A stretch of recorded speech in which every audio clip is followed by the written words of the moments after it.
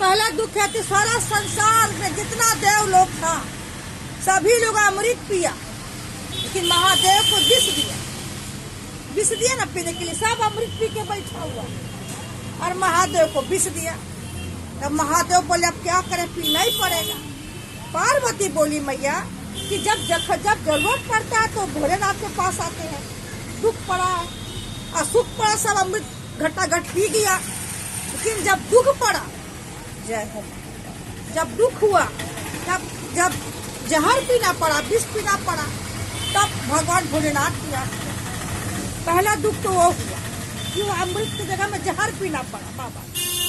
दूसरा दुख हुआ कि औरत भी आए तो सर में चढ़ी, गंगा भी आए तो बोलती जटा में समाएंगे, भगवान भोलेनाथ के जटा में समाएंगे। अब औरत को जटा में रखना कितना बड़ा काम है बताइए। कोई माथा में अपना औरत को रखेगा, कितना दुख का बात है। एक तो महादेव की जटा में, दूसरी गंगा पाताल में चली गई। दो धारा बना ना महादेव गंगा का, एक पाताल में चली गई और एक महादेव के जटा में हुआ। तीसरा कितना दुखी हुए, तीसरा दुखी हुआ कि उसका बेटा को गला काट दिए। गणेश जी का गर्दन काटा, कितना बड़ा दुख का बात है बेटे का गर्दन काटा। इसका ऐसा होगा, कितना दुख का बात। उसके बाद उसके ससुर जब वो पार्वती तो सती के रूप में आई, जली, सती जली ना, एक औरत जल जाना अपना, कितना बड़ा दुख का बात। उसको लेके पूरा भ्रमण करना तीनों लोक में, कितना बड़ा बात, कितना दुख है। जगह दे रहा है, ऐसा जगह दिए कि कोई रहते नहीं, शमशान में उनका डेरा। लेकिन एक शब्द नहीं बोले भोलेनाथ।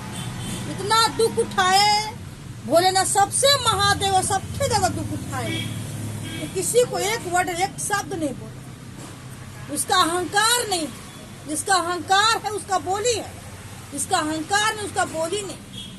शान से बोला बेचारा, जो उसको श्राप दिए ससुर जी, चुप करके हाथ जोड़ के बेचारे खड़े रहे। जा तू शमशान का वासी होगा, तू अड़भंगी होगा। बेचारा वैसी रहे, एक शब्द नहीं बोले। तो इतना सहने के, बोलते ना, इतना सहने का शक्ति महादेव का है कि किसी देवता को नहीं।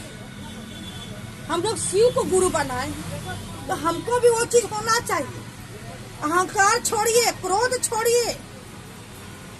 ये सब अहंकार, लोभ, मोह, क्रोध, हमारा 5 तो दुश्मन है। और 5 दुश्मन को पार करके हमको उसका आगे रास्ता में जाना है, जहाँ महादेव का शरणागति को प्राप्त करना। कैसे शरणागति प्राप्त करना? प्यासे हैं तो हमको कुआं के पास जाना पड़ेगा ना जी, नहीं जाना पड़ेगा। कुआं के पास जाएंगे, पानी भर के लाएंगे तब हम पिएंगे। कुआं तो मेरे पास नहीं आएगा। तो भगवान बोले तुम आगे बढ़ो, हम तुम्हारे साथ, तुम्हारा हाथ को थामने वाले हम हैं, हम तुम्हारा हाथ को थामे।